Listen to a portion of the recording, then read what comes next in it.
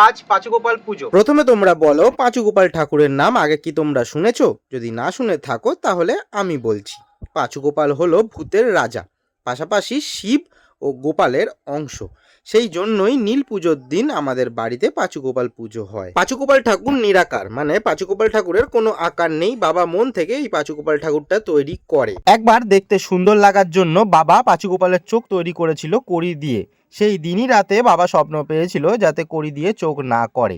পরের দিনই বাবা সকালবেলায় উঠে চোখটাকে সরিয়ে দিয়েছিল। পাঁচুগোপাল ঠাকুরের আসল ও আদি মন্দির আছে ফুলিয়াতে। শুনেছি শনি মঙ্গলবার করে ঠাকুরের দেখা মেলে, কিন্তু কিভাবে? হাওয়া না থাকা সত্ত্বেও একটা বড় আকন্দ গাছ দোলে ও বাবা নাকে নাকে কথা বলে, এবং তুমি ভালোবেসে যেটা খেতে দেবে দেখবে পাত্র থেকে সেটা নিজে নিজেই খালি হয়ে যাচ্ছে। আমাদের বাড়িতে কেন পাঁচুগোপাল ঠাকুরের পুজো হয় সেটা জানতে হলে পুরো ভ্লগটা দেখতে হবে। তাহলে ঝটপট করে পুরো ভ্লগটা দেখে ফেলো। টাটা।